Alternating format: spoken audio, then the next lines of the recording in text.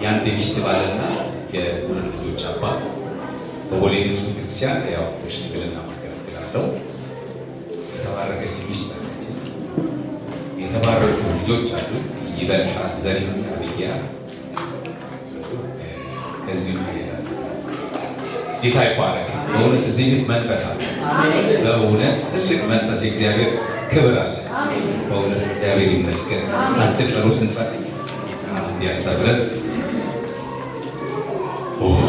በእውነት ጌታ ተናግሮናል። እግዚአብሔር በዚህ አለ። ይህንን የምስጋና ፕሮግራም ያዘጋጀ እግዚአብሔር ይባረክ። ሃሌሉያ። ሲባንደበቶቻችሁ ጌታን አመስግኑ፣ ጌታን ባርኩት እስኪ። ሃሌሉያ። በልሳኖቻችሁ ደስ በሚላችሁ ቋንቋ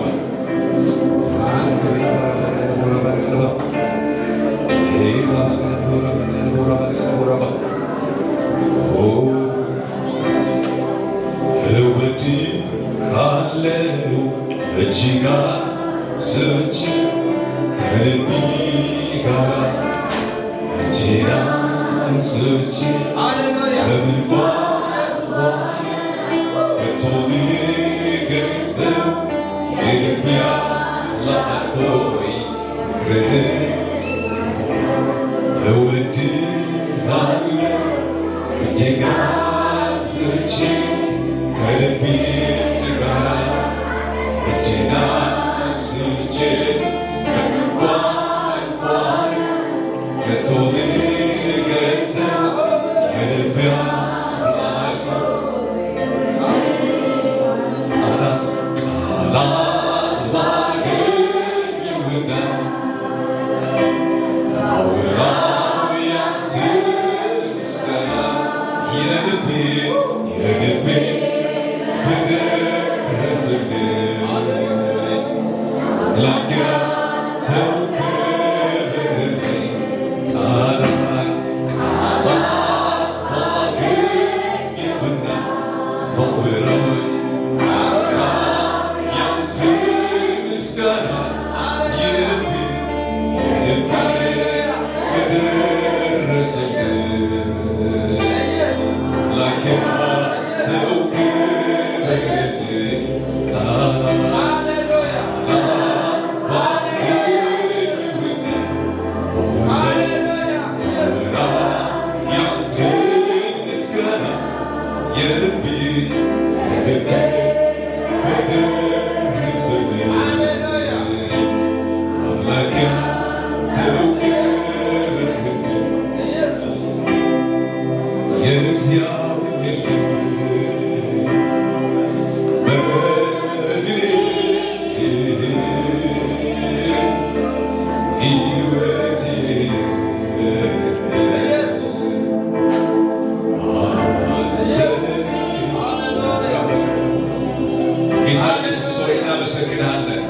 ሳንወድ የወደድከን፣ ሳንፈልግ የፈለግከን፣ ሳንቀርብ የቀረብከን፣ እስከነ ግስግሳችን የተሸከምከን፣ እስከነ ባህሪያችን የተሸከምከን ኢየሱስ ስምህ ብሩክ ይሁን።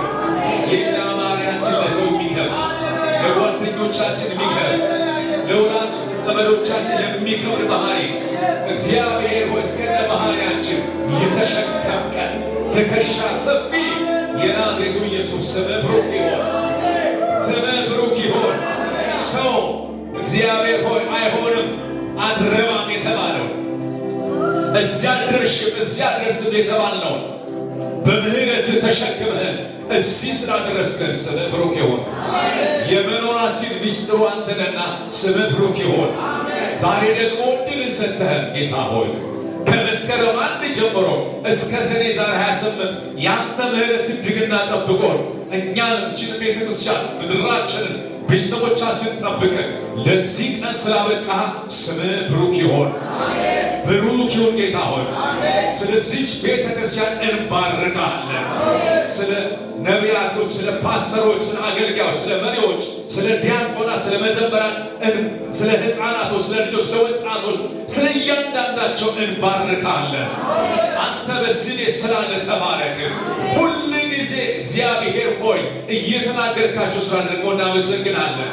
ዛሬም ደግሞ በምስጋና ይህንን ሕዝብ ለሰበሰብክ እናመሰግናለን። በጌታ በኢየሱስ በመካከላችን ሆን። ማንኛውም የጨለማ ስራ ይፍረስ። የአጋንንት ስራ የተመታ ይሁን።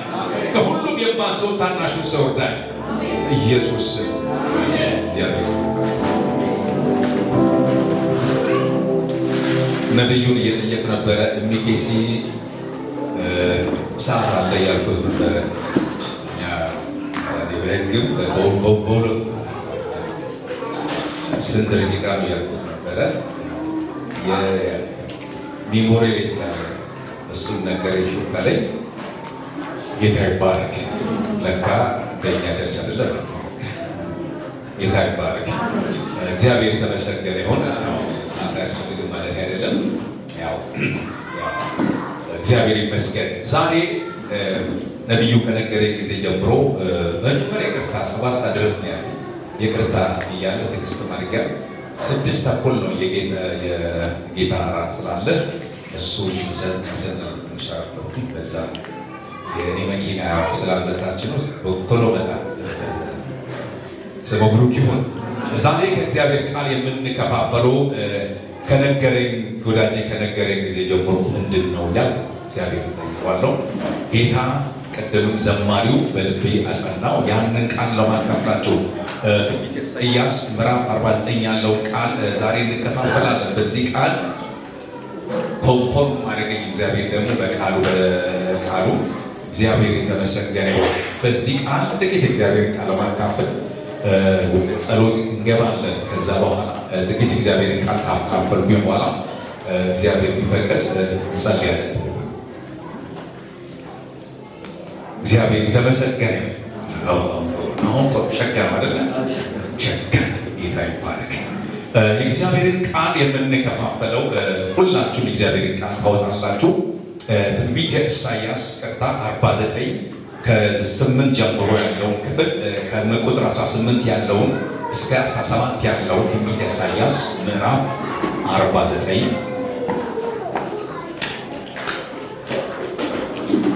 ከምዕራፍ 49 ከቁጥር 13 ጀምሮ እስከ 18 ያለውን ቃል ይሄን ቃል ነው እግዚአብሔር ሰው ከተናገረ ጊዜ ጀምሮ በልብ ያለው። ከዛ ደግሞ ዘማሪው ሲዘመር ደግሞ አረጋገጠልኝ። እንዲህ ይላል። በጌታ በኢየሱስ ስም አነባለሁ። ከኔ ጋር ናችሁ? እግዚአብሔር ሕዝቡን አጽናንተዋልና ለችግረኞች ረድቷልና፣ ሰማያት ሆይ ዘምሩ፣ ምድርም ሆይ ደስ ይበለሽ። ጽዮን ግን እግዚአብሔር ትቶኛል፣ ጌታም ረስቶኛል አለች። በውኑ ሴት ከማኅፀኗ ለተወለደ ልጇ እስከ ማጥራራ ድረስ ሕፃኗን ትረሳ ዘንድ ትችላለችን? አዎን እርሷ ትረሳ ይሆናል፣ እኔ ግን አልረሳሽም።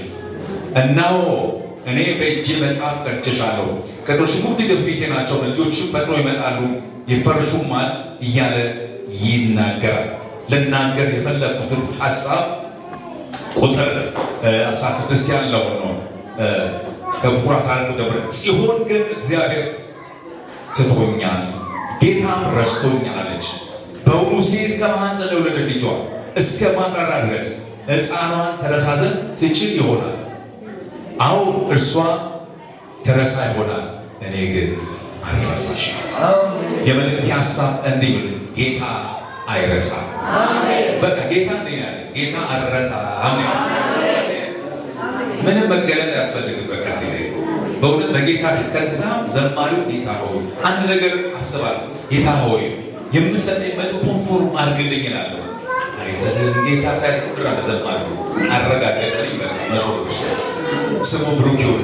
ይህን ተናጋሪው ነቢዩ ታላላቅ ነቢያቶች ከሚባሉት ነቢዩ ኢሳያስ ነው። ይህ የነቢዩ ኢሳያስ መጽሐፍ በሶስት ነገር የተጠቀለለ ነው። ጥቅሉ አንደኛ የፍርድ መጽሐፍ ነው። ሁለተኛ የተግሳጽና የደህንነት መጽሐፍ በመባል ይታወቃል። ደግሞአለሁ፣ ይህ መጽሐፍ በሶስት ጥቅል የተጠቀለለ፣ የመጀመሪያ የደህንነት መጽሐፍ፣ የፍርድ መጽሐፍና ምን የተግሳጽ መጽሐፍ በመባል ይታወቃል ይላሉ የመጽሐፍ ቅዱስ አዋቂዎች። ታላላቅ ነቢያቶች ከሚባሉት ነቢያት አንዱ ኢሳያስ ነው። ኢሳያስን ስትመለከት ደፋር ነብይ ነው። ለእንጀራ የማይቆም እውነትን የሚናገር ሐሰትን ሐሰት የሚል እጅግ የተወደደ ግን በነገስታቶች ዘንድ የተጠላ ነው። ለምን ቢባል እውነቱ ስለሚናገር። በዚህ ዘመን እውነተኞች አይወደዱም። ቦሌ አይወደዱም እኛቶች። ስለዚህ እውነትን የሚናገር አገልጋይ፣ እውነትን የሚናገር ቅዱሳን አይወደዱም። በሴክulaሩ ዓለምም እውነትን ተናጋሪ ምን አይሆንም አይወደዱም። ግን ነቢዩ ኢሳይያስ እውነትን የሚናገር የሚያፈር 70 ዓመት እስኪፈጸሙ ልካችሁን ትገባላችሁ የሚል ነቢይ ነው። ስለዚህ ይሄ ዘመን ይሄ ነቢይ በነገስታቶች ዘንድ እጅግ የተጠላ ነው፣ አይወደድም እሱ። ነገር ግን ቢሆንም ቀንም እውነቱ ይናገራል። ይህንን ካልኩኝ ጌታ አይጠለም ወይም እግዚአብሔር አይጠለም። ምንድነው አለመጣል? ሰዎች ብዙም ጊዜ እግዚአብሔር ትቶኛል፣ እግዚአብሔር ረስቶኛል፣ እግዚአብሔር ጥሎኛል ይላሉ። በተለይ ስፔሻሊ ክርስቲያኖች እግዚአብሔር ብዙ ትንቢት ነግሮኛል፣ እግዚአብሔር በነቢያት እግዚአብሔር በቃሉ ተናግሮ ረስቶኛል። አንድ ጊዜ በሕይወት የማረሳው ይሄ የዛሬ 2 ዓመት ነው። ከዱባይ ወደ 8 ሰዓት ደወለችልኝ። ደነገጠ። ማነሽ? አይ እግሌ ይባላል ከዱባይ ነው። አስቡ 8 ሰዓት ነው። በርየን ልጸልይ ነው። ምን ነው እንግዲህ በእንቅልፍ መንፈስ ነው እንግዲህ 8ኛ ፎቅ ላይ ናት። ራሴ ከዚህ ላጠፋ ነው በቃ አሰሬ ልገለኝ ነው። ከ8ኛ ፎቅ ራሴ ምን ላደርግ ነው በሉኛ። እግዚአብሔር ስለኔ ምን ያላለች አይደለም። ከኪሳው ጋር ከእንቅልፍ ነበር የተነሳው። መንፈስ ቅዱስ አንድ ነገር ተናገረ። ስንተኛ ፎቅ ላይ ናት? 8ኛ። የሥራው ጌታ ለጉሬ ይሻላል። ከ8ኛ ስንተኛ? 7ኛ 6ኛ እየሰማሁ ከዛ ገራው እግዚአብሔር እንዲህ ይሻል። ሳራ ለመቤቷ እንደተገዛች አንቺ ምን ሁኚ ተገዢ። አለቀ። መስመሩ ዘጋ። ወዳጆቼ እግዚአብሔር ትቶኛል፣ እግዚአብሔር ረስቶኛል፣ እግዚአብሔር ጥሎኛል ብሎ ብዙ ክርስቲያኖች እዚህ ጉባኤ እንኳን እግዚአብሔር ላይ የምናጎበርም አለ። በመስሪያ ቤታችሁ ከእናንተ ኋላ የመጡ በስራ በእድገታችሁ ከእናንተ ኋላ የመጡ የትናት ይሄዱ፣ እናንተ ግን እዛ ያላችሁ በቢዝነስ ስራ ላይ ከእናንተ ኋላ የተነሱ በጽድቅ እየሰራችሁ በእውነት እያገለገላችሁ ከእናንተ ኋላ እየተነሱ ይሄዱ። እግዚአብሔር ረስቶኛል የሚሉ ብዙ አገልጋዮች ብዙ ክርስቲያኖች አሉ።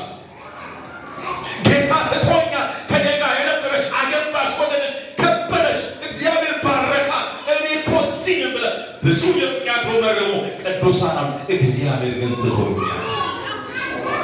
ከዚህ የተነሳ ግራ የገባቸው ቀን የጨለመባቸው ወዴት ልሂድ የሚሉ ተስፋ የቆረጡ ብዙ ቅዱሳኖች አሉ። ለምን? እግዚአብሔር ትቶኛል። ከዚህ የተነሳ ለምን አመልካለሁ? ቤተክርስቲያን ለምን ሄዳለሁ? የነገር ምን ትርጉም አለው? እግዚአብሔር በኃጢአተኝነት እንኳን እየሄዱ ከብረዋል፣ የትና ደርሰዋል። እኔ በጽድቅ እየሄድኩ ለእግዚአብሔር አስራትን እየሰጠው እግዚአብሔር እናርጎኛል ትቶኛል ብለው ግራ የገባሉ። ዛሬ ግን ጌታ ለዚህ ለከበረ ጉባኤ እንዲህ ብለህ ተናገራለህ። ግራ የገባቸው ተስፋ ለጨለመባቸው እኔ አልጥልም እና እግዚአብሔር አይጥልህም ብሉት። ወዳችሁ በሉ። እኔ የክፍለ ሀገር ልጅ ነኝ። እኛ ቤት 11 ነን። የክፍለ ሀገር ሰው ብዙ ነው። 11 ነን። አባቴ 12ኛ ይሁዳ እንዳይሆን ፈርቶ ነው መሰለኝ 11ኛ ያለው 87 ዓመት በጣም ጠንካራ በጣም ስትሮንግ። ቤታችን እኛ ቤት ሲወርስ ሲዋረድ የመጣ ክርስቲያን ነው። አሕዛብ ብሎ ይለኛል ቤት ምን አልኩኝ? ሲወርድ የመጣ ምን በጌታ በቀልባ ስለዚህ አንድ ጊዜ ሊሆነ በጣም ትክክለኛው ነገር እግዚአብሔር በጣም ጌታ እናመልካለን። አባቴ ቤተሰብ መሪ በጣም አንድ ቀን እንዲሆነ እንዴት እናንተ ያለ ቤቱ አንድ ስራ ያገባ ይደግዳሉ። በቃ ብዙ እናንተ የጸሎት ሰው በጣም የጸሎት ጀግና ናት። 3 ጊዜ ይባርካል ጌታ። አሜን አትሉም? ሁል ጊዜ በቃ እንዴ እትየታቱ እንዴ አንድም ያገባን ስራ የለም። ኢየሱስ አለ። አማርኛ እንኳ በቅጧችን ኢየሱስ አለ ትላለች። ልጆቼን እግዚአብሔር እንደ ስንዴ ይበትናል ትላለች። ትንቢት ነው የምትናገር። በቃ ያየችው ነገር አለ። ከዕለታት አንድ ቀን የሁሉ መጨረሻ 6ኛው ላይ ዲግሪ ይደርሳታል። ምን አሉ? ዲግሪ ደነገጡ። የመሪዎችን ጠራና ኖ የመጨረሻችን ዲግሪ ድርሳት እናጸልያችሁ አዳማ ትሄዳ ትገባ ተባለ። ፊት ለፊት የተናገሩ ነገር ለምትባረረው ለምን ጸልያለህ? ምኖች ልብ አይገባ። ሁላችን እጃችን ጫን ጸለይ። ላሳጠረው ነው እግዚአብሔር እሷ አይደች። ከዛ በኋላ ያን ቤት ጎበኘ። ላሳጠረው ነው እግዚአብሔር ቤታችን ውስጥ ገባ። ግማሹ አውሮፓ ግማሽ እግዚአብሔር ባልተቀ ሰዎች ጋር እግዚአብሔር አቶ የሚያስፈልግ ነገር ገባ። ሃሌሉያ። እኛ ቤት አሁን በብዛት ከሀገር ውጭ ነው ያሉት። እኔ ወንድማችሁ ሰባኪ ነኝ። እዚህ እግዚአብሔር ምን አሉ? እዛ ከተማ ውስጥ የእኛ ቤት ታሪክ ይጎላል። እግዚአብሔር ያንን ቤት ምን ሆነ? ጎበኘ። እግዚአብሔር አይቀርም። እናቴ እንዲህ አለች። እናቴ እግዚአብሔር እኮ ይህንን እንደ ስንዴ ይበትናል። ዜግነቷም አሜሪካዊ አማርኛ ግንዝኛ ትናገራለች። እንደ ስንዴ ምን አደረገ? ይበትናል። እግዚአብሔር አይቀርም። እግዚአብሔር አይጠለም። ሰው ሊጥል ይችላል። ወዳጅ ሊረሳችን አትረባም ልትባል አንተ እኮ ሰው አይደለም፣ አንቺ አታድርግ፣ ተስፋ የለሽ ልትባል ግን የሰራዊት ጌታ ግን ያለቀው የተቆረጠው ምን ያደርጋል? ይቀጥል። ያሉትና ያለቀው የተቆረጠው ይቀጥል በሉ ሲበሉ ባካችሁ እንደገና በሉ ያለቀው የሞተው የተቆረጠው እግዚአብሔር ምን ያደርጋል? ይቀጥላል። ለዚህ ነው ኢዮብ ሲናገር ለተቆረጠው ጉቶ ምን አለው? ተስፋ። እስኪ ተስፋ ላይ ይበሉ። አይዞ አንገትን የገባው አይዞ ነገ ሌላ ቀን ነው። አይዞ ሻባቴ ብሩጋን ነገ ሌላ ቀን ነው። እንዳለቀስካት ቀና ብለህ የምትሄድበት ዘመን ይመጣል። የእኛ ቤቷ መነጋገሪያ ነው። 11 ነው። ከ11 የለም መነጋገሪያ። እግዚአብሔር መነጋገሪያ ያደርጋል።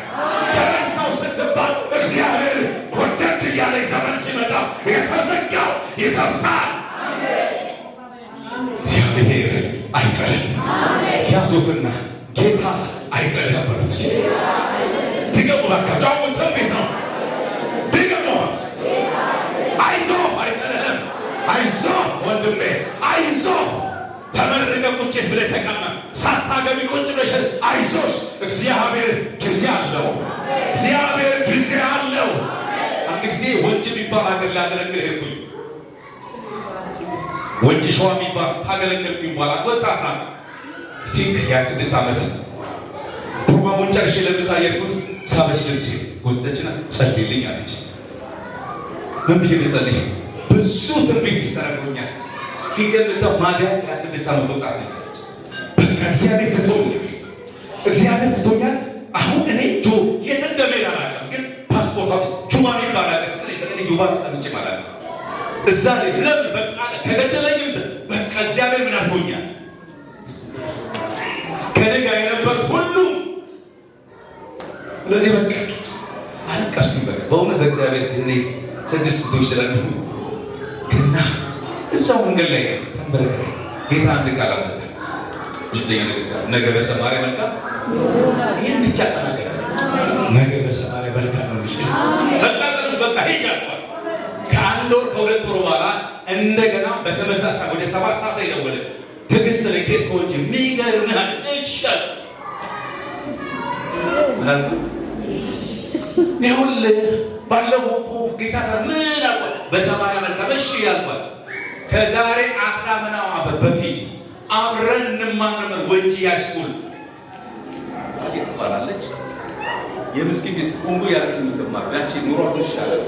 ለፋቲ ከሳባት ከሚዜ ጫማ ለፋቲ ጫማ ትገዛ ነበር። ማን ትዕግስት። ለካ ፋቲ በዛ ብሎ ካናዳ ገብታለች። ለካ አላህ ሰምቷታል። ማን እንደምትወስድ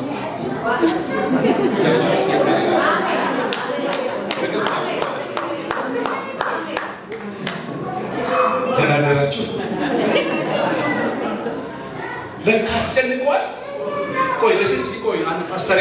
የምነግረው እና አታስላችን አስጨንቅ ያ ኮንጎ ሲሄድ በማለት ጫማ ይገዛ አስጨን 4-5-6 እህቶች አላት አላስተር ካናዳ ልውስጥ ፈቃደኛ ነች ወይ አንድ ፓስተር ነኝ ብለ ዘርዬን ታገኝቶ ነው አልኩኝ ምኑ ታገኝቶ ወዲያው ነው አዎ ኦኬ ተዘጋጅ ከሶስት ወር በኋላ ተዘጋጅ ላሳጠረው መጣች ፋቴ ተራርሰች ወሰደች የት እዛው 6 ወር ቤቷ አስቀመጠች ቸርች እየወሰደች ለዳንኤል እንደሚካል በርቤ ካለ ሰው ቁጭ ትላል መኪና ውስጥ ተቀምጣ ፕሮግራሙ ሲያል ፕሮግራሙ ጥሩ ነበር ማን ፋቴ በሉ እንጂ እስኪ ታዞ ነበር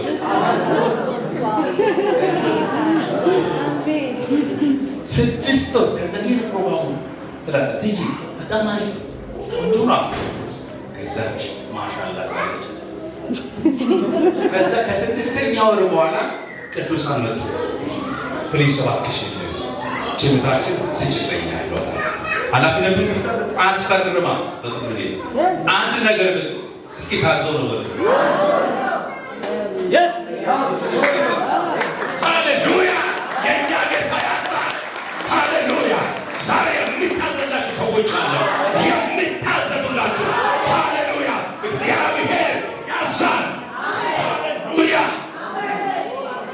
እዛ አስፈረኝ በፍርድ ቤት ከአንድ ነገር ተጠያቂና ከዛ የቤት ሙሉ ቃል ላሳጠራ አሁን ያቺ ልጅ ፈረንጅ ፓስተር ያገባች 3 ወንድ እስከነቃጭል ወልዳለች ባባ ፈረንጅ ለአባቷ አዳማ እኔን ያላስባልት ላይ ብሩን ብረጋሽ ብረግል ለአባቷ የገዛች አባቷ ጡረተኛ ነው ግን ለአባቷ የገዛች ልጅ እግዚአብሔር አይጠለም እግዚአብሔር አይጠለም አይጠለም እግዚአብሔር በት ለሚመጣ ታውቁልዘ እግዚአብሔር ግን ይመጣል በተዘጋው በር ይመጣል ጌታው በርግዶ ይገባና ሰላም ለእናንተ ይሆናል ሃሌሉያ የተዘጋው የሚከፍት የተቀረቀረው የናሱን ዘግ የሚሰብር የሰራዊት ጌታ እግዚአብሔር ካንተ ጋር ዛሬ ከዚህ ስቆጡ ድንገተኛ የምስራች የሚሰሙ ሰዎች አላቸው እርግጠኛ ሆኜ እናገራቸው ልሳን አልናገርም እናገራለሁ ጌታ ይለኛል ከዚህ ስትወጡ ድንገተኛ ስል የምሰሙ ሰዎች 2 ወገኖች አላችሁ የምስራች ሃሌሉያ የተዘጋው ተከፍቷል ሰይጣን የዘጋው ሰዎች የዘጉ ጅን የዘጋው ዛሬ አውቆ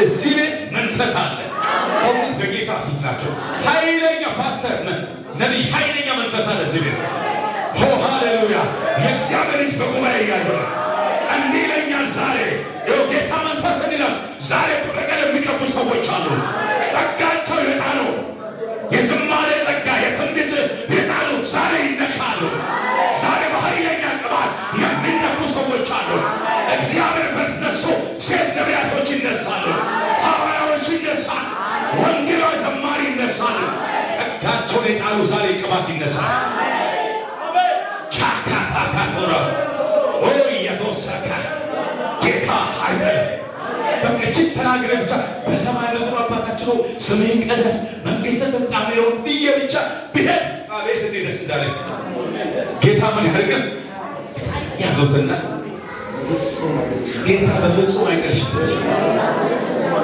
እኔ አይደለም ዘርያ አይደለም ይኸው ጌታ ለዘላለም አይጠለም ሃሌሉያ ተነሳው የምትሉ ሰው የለኝም የምትሉ እንኳንም ሰው አልኖራችሁ ሃሌሉያ ዘመን እንኳን የላችሁ እንኳን ጌታ ደረሰላችሁ ጽዮን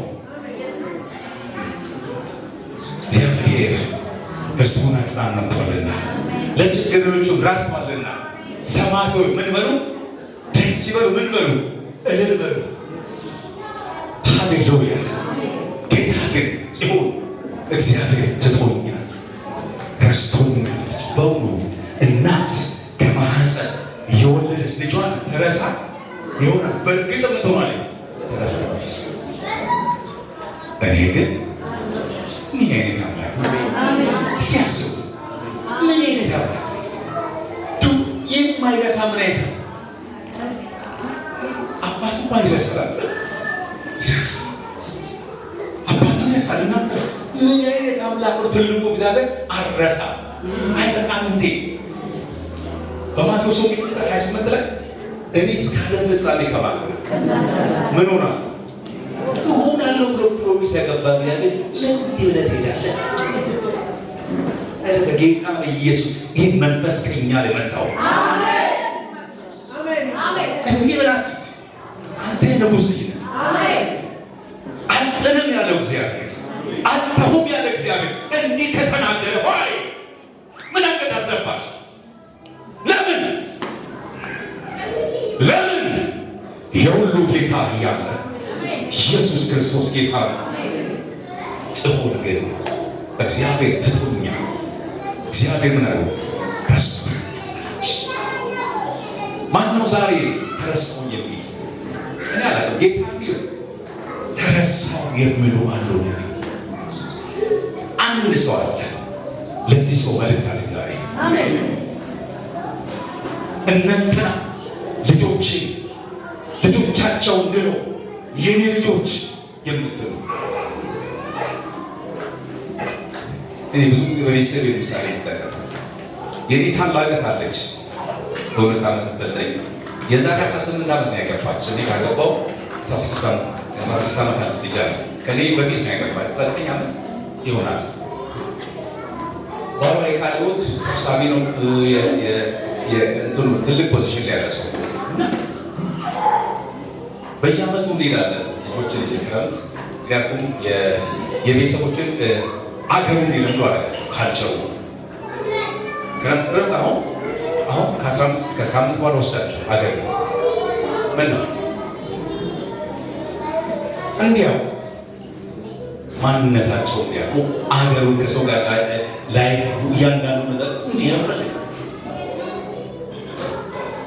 እና ታላቅነቴ ተነግሯታል እንደምትወልድ ልጅ።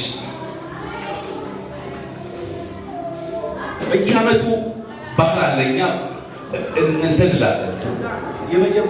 ልጄ አሻንጉሊት ቤቷ ውስጥ አለ። አክስቴ አሻንጉሊት ለምንድን ነው? እግዚአብሔር እኮ ልሰጣለ ብሎኛል። ድሮም ስንመጣ አሻንጉሊት ቤት አለ ትላለች። ልጆች እንትራሉ ትልቁ ልጅ እግዚአብሔር እኮ ተናግሮኛል፣ እሰጥሻለሁ፣ 1 2 3 ሰጥቻለሁ ብሎኛል ነው እንዴ ትላለች። ላሳጠረውና የዛሬ 3 ወር ጌታ ሴት ይሰጣት በ19 ዓመቷ ማለት ነው።